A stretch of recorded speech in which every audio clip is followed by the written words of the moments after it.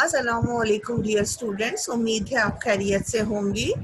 Students, मैं बार बार आपको ये समझाने की कोशिश करती हूँ कि सिलेबस हमारा आपके सामने है और अब आपने रोज़ का काम रोज़ करना है। अगर आप साथ साथ नहीं पढ़ेंगी तो एग्ज़ाम में आपको मुश्किल का सामना करना पड़ सकता है। आज की हदीस थोड़ी सी तवील है। औज़ुबिल्लाहि मिनश्शैतानिर्रजीम, बिस्मिल्लाहिर्रहमानिर्रहीम। नफ़ा और नुकसान अल्लाह के हाथ में है। अन अबी अब्बास अब्दुल्ला बिन अब्बास रजी अल्लाहु अन्हु, हजरत अबू अब्बास अब्दुल्ला बिन अब्बास रजी अल्लाहु अन्हु से रवायत है, कौला, उन्होंने कहा, कुन्तु था खल्फन नबी सल्लल्लाहु अलैहि वसल्लम, खल्फा पीछे, यानी हजरत अबू अब्बास अब्दुल्ला बिन अब्बास से रवायत है, उन्होंने कहा कि मैं नबी सल्लल्लाहु अलैहि वसल्लम के पीछे था, यौमन एक दिन, फकाला आपने फरमाया, या गुलामो ए लड़के, इन्नी बेशक मैं, उअल्लिमुका काफ तुम्हारे लिए, मैं तालीम देता हूँ तुझे, कलेमातिन कुछ बातों की, मैं सिखाता हूँ तुझे कुछ बातें। ए फजिल्लाह अल्लाह को याद रख, या फजका वो तेरी हिफाजत करेगा। तजिदहु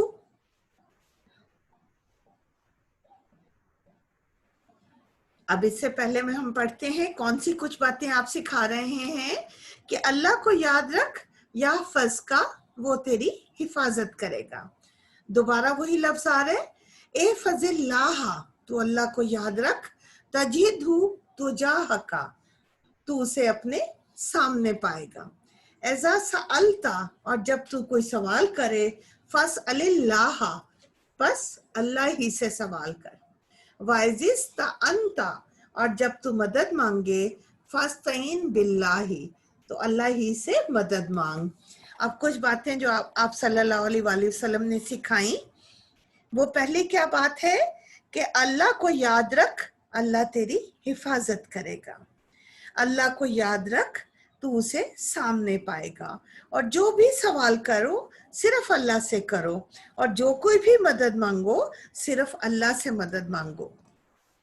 वालम और जान लो, अन्नल उम्मता कि बेशक सारी उम्मत, लविश तमाअत इकट्ठी हो जाए, अला इस बात पर, यनफ़ऊ का बेशैन कि तुझे फायदा पहुंचाए, यानी अगर सारी उम्मत इकट्ठी हो जाए और इस बात पे कि तुझे फायदा पहुंचाए, लम यनफ़ऊ का वो नहीं फायदा पहुंचा सकती, इल्ला बेशैन किसी चीज का, कद कतबहुल्लाहु सिवाय उसके जितना अल्लाह ताला ने लिख दिया है। कतबहुल्लाहु ताला अल्लाह ताला ने जितना लिख दिया है उतना ही मिलेगा। वनिज्तमाउ अलान यजुर्रू का बेशैन अगर तमाम उम्मत जमा हो जाए इस बात के लिए कि तुझे नुकसान पहुंचाए, बेशैन कुछ भी, लम यजुर्रू का इल्ला बेशैन वो कुछ भी नुकसान नहीं पहुंचा सकेंगे, कद कतबहुल्लाहुल ताला सिवाय उतना जितना अल्लाह ताला ने लिख दिया है, अलैका तेरे लिए। रुफियतिल अक़लामु कलम उठा दिए गए, व जफ़्फ़ति सुहुफ़ु और सहीफे खुश्क हो गए। रवाहु तिरमिज़ी इमाम तिरमिज़ी ने रवायत किया, व क़ाला हदीसुन और कहा हदीस हसनुन सही कि हदीस हसन सही है। वफ़ी रवायती गैरिल तिरमिज़ी और तिरमिज़ी के अलावा एक और रवायत में आता है, ए फजिल्लाह अल्लाह को याद रख, तजिदहु अमामका तू उसे सामने पाएगा। तारफ जान पहचान रख, इल्लाह अल्लाह की तरफ, फिर रखाई खुशहाली के दिनों में, अमीरी के दिनों में, तवंगरी के दिनों में, यारिफ का फी शिद्दती सख्ती में वो तुझे पहचानेगा। والم اور جان لے انا بے شک ما اخطا کا جو تجھ سے نکل گیا، تجھ سے چوک گیا، تجھے نہیں ملا، لم یکن لیصیبک وہ تجھ تک پہنچنے والا ہی نہیں تھا، وہ تیرے لیے نہیں تھا، وما اصابک اور جو چیز تجھے مل گئی، لم یکن لیخطئک وہ تجھ سے چوکنے والی نہیں تھی، وہ تیرے مقدر میں تھی، وہ تجھے ملنی ہی ملنی تھی، والم اور جان لے ان نصر بے شک مدد ما صبری صبر کے ساتھ ہے، وان الفرج اور بے شک فراخی کشادگی مال کربی تنگی کے ساتھ ہے، وان مال اسری یسرا اور آسانی جو ہے سختی کے ساتھ ہے۔ تو اب سب سے پہلے لمبی حدیث ہے لیکن بہت خوبصورت حدیث ہے کہ ان ابی عباس عبداللہ بن عباس رضی اللہ عنہ سے روایت ہے، انہوں نے کہا کہ میں نبی کریم صلی اللہ علیہ وآلہ وسلم کے پیچھے سواری پر تھا، آپ نے کہا اے لڑکے میں تجھے چند کلمات سکھاتا ہوں۔ سب سے پہلی بات کیا تھی؟ اے فضل اللہ، تو اللہ کو یاد رکھ، اللہ تیری حفاظت کرے گا۔ پھر فرمایا اللہ کو یاد رکھ تو اسے اپنے سامنے پائے گا۔ تیسری بات، جب کوئی سوال کر تو صرف اللہ سے کر۔ نمبر 4، جب کوئی مدد مانگے صرف اللہ سے مدد مانگ، اور جان لے اگر ساری امت اکٹھی ہو جائے تجھے فائدہ پہنچانے کے لیے نہیں پہنچا سکتی مگر اتنا ہی جتنا اللہ نے تیرے لیے لکھ دیا ہے، اور اگر ساری امت جمع ہو جائے کہ تجھے نقصان پہنچائے نہیں پہنچا سکتی کوئی نقصان سوائے اس کے جتنا اللہ تعالیٰ نے تیرے لیے لکھ دیا ہے۔ قلم اٹھا دیے گئے، صحیفے خشک ہو گئے۔ اور ایک اور حدیث یہ امام ترمذی کی ہے، ترمذی کے علاوہ ایک اور روایت ہے، اللہ کو یاد رکھ تو اسے سامنے پائے گا۔ اللہ کی طرف جان پہچان رکھ، یعنی اللہ کی طرف میلان رکھ، خوشحالی میں اللہ تجھے سختی میں تیرا خیال رکھے گا۔ اور جان لو، اور جو بات تجھ تک نہیں پہنچی، جو چیز تجھے نہیں ملی وہ تجھے ملنے والی ہی نہیں تھی، اور جو تجھے مل گئی وہ تجھ سے خطا چوکنے والی نہیں تھی۔ والم اور جان لے بے شک مدد اللہ کی صبر کے ساتھ ہے، اور بے شک فراخی تنگی کے ساتھ ہے، اور بے شک آسانی سختی کے ساتھ ہے، یعنی پہلے سختی اٹھائیں گے تو پھر ہمیں آسانی ملے گی۔ ورڈ میننگ پہ آ جائیں بیٹا، طویل حدیث ہے۔ احفظ یاد رکھ، خلفہ پیچھے، او علمو کا میں سکھاتا ہوں، تجد ہو تو اسے پائے گا، یا فضا کا وہ تیری حفاظت کرے گا، امامہ کا تیرے سامنے، استعنتا تو مدد چاہے، علم تو جان لے، ینفعو کا وہ تجھے نفع پہنچائیں، اجتماعو وہ سب جمع ہو جائیں، یضرو کا تمہیں نقصان پہنچائیں، رفعت رفت سے ہے اٹھا لیے گئے، جفت خشک ہو گئے، صحوفو صحیفے رجسٹر جو اللہ تعالیٰ نے بنائے ہوئے ہیں، تعرف واقفیت حاصل کر، الرخائی خوشحالی، آسودگی، فراخی، الشدتا تکلیف، سختی، مصیبت، اخطا کا جو تجھ سے چوک گئی، اصابہ کا جو تجھے مل گئی، الفرجہ فراخی، کربو تنگی مصیبت، اسری تنگ دستی، یسرا آسانی۔ اب جو ایک لمبی حدیث ہے اس میں بار بار یہ کہا گیا ہے کہ ہم روزمرہ زندگی میں جو بھی کام کرتے ہیں تو اس میں ہم کوشش کرتے ہیں کہ لوگوں کی مدد حاصل کریں، لیکن حدیث میں ہمیں سکھایا یہ جا رہا ہے کہ انسان کو لوگوں کی بجائے صرف اللہ پر بھروسہ کرنا چاہیے، اللہ پر توکل کرنا چاہیے، اور ہر حال میں اللہ کا دھیان اور اس کی طرف مائل ہونا چاہیے۔ حضور صلی اللہ علیہ وآلہ وسلم نے صحابہ کرام کی سفر و حضر میں تربیت فرمائی، हर मौके से फ़ायदा उठाते और सहाबा कराम को तालीम देते और नसीहत फरमाते रहते थे। सहाबा कराम में से एक हज़रत अब्दुल्ला बिन अब्बास रज़ी अल्लाह ताला अन्हो को भी जब सफ़र के दौरान आपके पीछे वो सवारी पर बैठे हुए थे तो हुज़ूर सल्लल्लाहु अलैहि वसल्लम ने आपको चंद अहम और ज़रूरी नसीहतें फरमाई जो दर्ज झैल हैं। नंबर 1, अल्लाह ताला का ध्यान, अल्लाह को याद रखना। हदीस मुबारका में जो पहली नसीहत आपने फरमाई कि खुदा का ध्यान रख, यानी खुदा को याद रख। खुदा को याद रखने से मुराद है कि अल्लाह के बताए हुए अहकाम के मुताबिक जिंदगी गुजारना, जिन चीज़ों से खुदा ने रोका है इससे रुक जाना। नमाज और दूसरी इबादत तस्बीहात के ज़रिए अल्लाह का ध्यान रखना भी मुराद है। जब इंसान अल्लाह को याद करेगा तो अल्लाह भी इसको याद करेगा। कुरान मजीद में आता है, फस्कुरूनी अज़कुरकुम, बस तुम मुझे याद करो मैं तुम्हें याद करूंगा। एक और जगह आता है, तो अल्लाह को याद रख तो इसे अपने सामने पाएगा। जब आदमी अल्लाह को याद रखता है तो अल्लाह उसकी मदद करते हैं, इसकी मुश्किलात को दूर फरमाते हैं, इसकी तरफ मुतवज्जा हो जाते हैं। सूरह बकरा में आता है, और आप से जब मेरे बंदे मेरे बारे में पूछें तो मैं उनके करीब हूँ, यानी जब मेरे बंदे आपसे मेरे बारे में पूछें तो मैं उनके करीब हूँ। गर्ज अल्लाह के जिक्र और ध्यान से अल्लाह की मदद और ताईद नसीब होती है, दुनियावी और उखरवी भलाइयाँ नसीब होती हैं। अल्लाह ताला से मांगना। दूसरी नसीहत ये फरमाई कि जब कुछ मांगना हो तो अल्लाह से मांगा जाए, इसी के आगे हाथ फैलाया जाए। सिर्फ वही ज़ात देने वाली है, इसके सिवा किसी को ये हक नहीं पहुंचता। एक हदीस में आता है कि हर चीज खुदा से मांगो, हत्ता कि जूते का तस्मा टूट जाए, फिर भी इसे अल्लाह ही से तलब करो।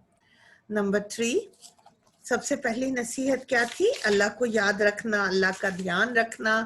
दूसरी नसीहत, हर चीज सिर्फ अल्लाह से मांगनी है। तीसरी नसीहत, अल्लाह पर तवक्कल करना है, क्योंकि नफ़ा और नुकसान का मालिक सिर्फ अल्लाह की ज़ात है। अगर सब लोग जमा होकर किसी शख्स को नफ़ा पहुंचाना चाहें और वह नफ़ा अल्लाह ने इसके मुकद्दर में नहीं लिखा तो इसको नफ़ा नहीं पहुंचा सकते। इसी तरह सब लोग जमा होकर नुकसान पहुंचाना चाहें तो इसको नुकसान नहीं पहुंचा सकते।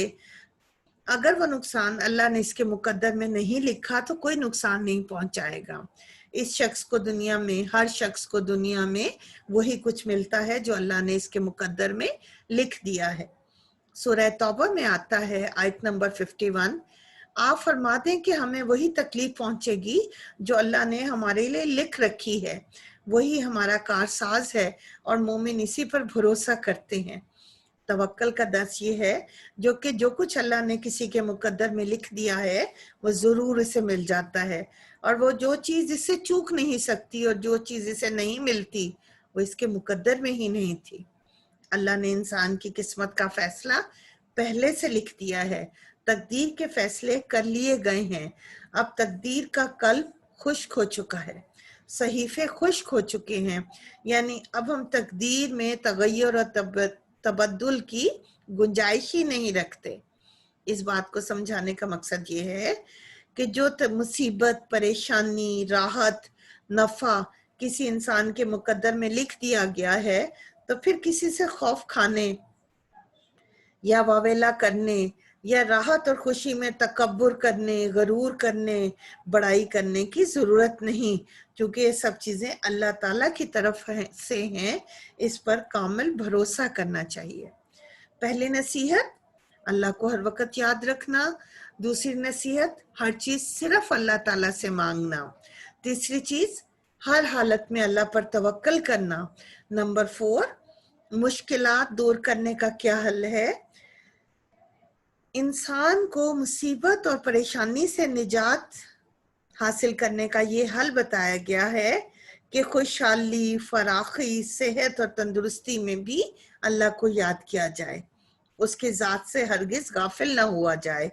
تو اللہ مشکلات اور مصیبت اور پریشانی میں انسان کی مدد کرے گا اور اس حال میں تمہیں یاد کرے گا.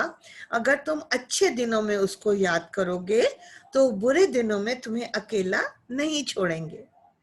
5ویں نصیحت میں ریپیٹ کرتی ہوں. پہلی نصیحت اللہ کو ہر وقت یاد رکھنا. دوسری نصیحت ہر چیز صرف اللہ تعالیٰ سے مانگنا. تیسری نصیحت صرف اللہ پر بھروسہ اور توکل کرنا. چوتھی نصیحت مشکلات دور کرنے کا حل کہ اپنی آسانی میں اللہ کو یاد کرو, تمہارے دکھ میں وہ تمہارا خیال رکھے گا. 5ویں نصیحت مشکل کے بعد آسانی. حدیث مبارکہ میں آخری نصیحت یہ کی گئی ہے کہ انسان کو مشکلات میں, پریشانی میں, تنگ دستی میں اور تکلیف کی حالت میں صبر سے کام لینا چاہیے. صبر کرنے سے مشکلیں آسان ہو جاتی ہیں, انسان مزید پریشانیوں سے بچ جاتا ہے. قرآن میں ارشاد ہے, اے ایمان والو صبر اور نماز سے مدد حاصل کرو. سورہ بقرہ آیت نمبر 153. حقیقت ہے کہ انسانی زندگی صرف ایک حالت میں نہیں رہتی. زندگی میں کبھی دکھ, کبھی سکھ, کبھی صحت, کبھی بیماری, غرض, مصیبت اور تنگی میں بے صبری کا اظہار نہیں کرنا چاہیے, کیونکہ بے صبری سے کوئی کام سیدھا نہیں ہوتا, جبکہ صبر ایک ایسا گر ہے جس سے تمام مشکلات پر آسانی سے قابو پایا جا سکتا ہے. آپ نے فرمایا اِنَّ مَعَ الْعُسْرِ یُسْرًا, ہر مشکل کے ساتھ آسانی ہوتی ہے.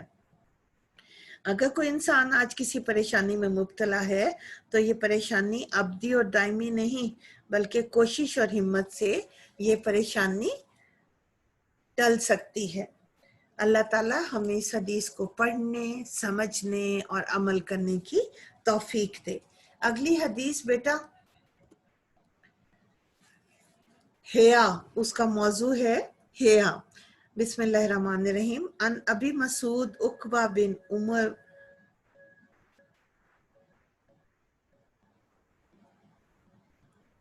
انصاری الانصاری البدری, یہ ایک بدر کے انصاری ہیں جن کا نام ابو مسعود ہے رضی اللہ عنہما, اللہ ان سے راضی ہوا. قولا, انہوں نے کہا, قول رسول اللہ صلی اللہ علیہ وسلم, کہ اللہ کے رسول صلی اللہ علیہ وآلہ وسلم نے فرمایا, ان بے شک, مما, دو حروف ہیں من پلس ما, من سے ما جو, مل کے مما اس میں سے جو, ادراکا پایا, ادراک حاصل کرنا, ادراک ناسو پایا لوگوں نے, من کلام نبوت الاولی, سابقہ انبیاء کے کلام میں سے, ایزا یعنی سابقہ لوگوں سے, سابقہ انبیاء کے کلام سے جو چیزیں حاصل کیں. ایزا جب, لم تستحی کہ جب تو حیا ہی نہیں کرتا, فسنا تو کر, ما شیتا جو تیرا دل چاہے. رواہ البخاری. یعنی اس حدیث کا متن یہ ہے کہ سابقہ انبیاء کے کلام میں سے لوگوں نے جو چیزیں حاصل کی ہیں, ان میں سے ایک یہ ہے کہ جب تو حیا نہیں کرتا تو جو دل چاہے تو کر لے. امام بخاری نے روایت کیا ہے.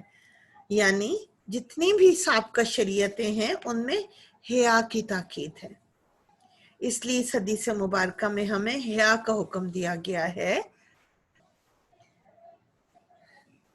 جو سابقہ انبیاء کی تعلیمات کا اہم جز تھا. اور اس امت کی تعلیمات میں بھی یہ حکم موجود ہے. تمام انبیاء کی تعلیمات کی اصل روح ایک ہے, ایک ہی دین کی طرف انبیاء کرام نے دعوت دی. انبیاء کے لائے ہوئے دین کا مقصد ایک ہی تھا کہ انسان حیا کو اختیار کرے. حیا ایک ایسی صفت ہے جو انسان کو نیکی کی طرف راغب کرتی ہے, گناہوں سے نفرت دلاتی ہے. اگر حیا جیسی صفت سے انسان عاری ہو جائے تو انسان گناہوں میں پھنس جاتا ہے, برائی اس کے نزدیک برائی نہیں رہتی. اس لیے ہر شریعت میں حیا کی تاکید کی گئی ہے. حیا سے ایمان زندہ ہوتا ہے.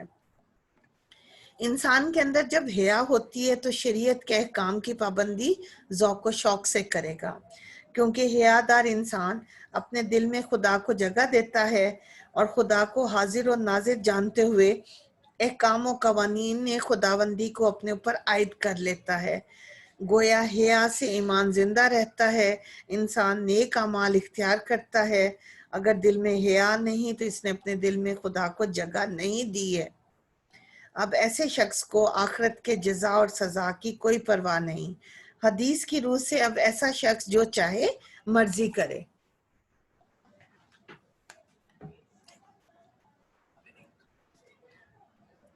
کیونکہ اب گناہوں اور برے کاموں سے رکاوٹ کی جو وجہ تھی وہ موجود ہی نہ رہی۔ اس کا مطلب یہ نہیں کہ اس پر اب کوئی مواخذہ بھی نہیں، مطلب یہ ہے کہ دنیا میں پھر جو چاہو کرو، مگر آخرت میں خدا کے حضور تمہارے اعمال کا محاسبہ ہو جائے گا اور تم اس وصف کو چھوڑ کر برائی میں آزادانہ ملوث ہونے پر سزا ملے گی۔ حضور صلی اللہ علیہ وآلہ وسلم نے فرمایا، حیا ایمان کا حصہ ہے۔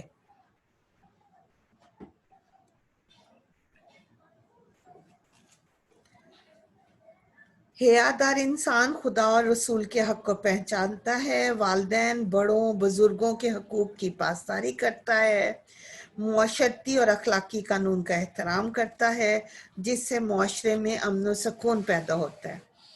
شرافت و دیانت اور اس کے تقاضے حیا سے پورے ہوتے ہیں۔ غرض انسانی زندگی کے تمام شعبوں کی اصلاح اسی وصف سے ہوتی ہے اور انفرادی اور اجتماعی زندگی کی بھلائیاں نصیب ہوتی ہیں۔ حضور کا ارشاد ہے، حیا بھلائی کے سوا کچھ نہیں لاتا۔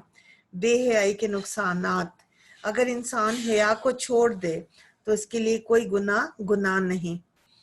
معاشرتی اور اخلاقی قانون کی اس کے نزدیک کوئی وقت نہیں۔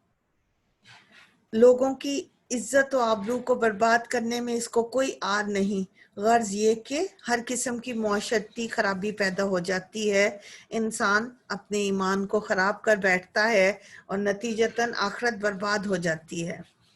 اس حدیث مبارکہ میں حیا کی تلقین کی گئی ہے۔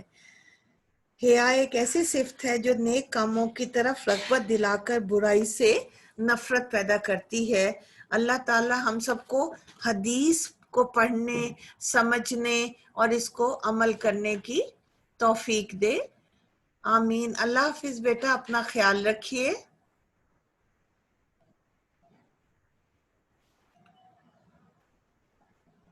اللہ تعالیٰ آپ کا حامی ہو۔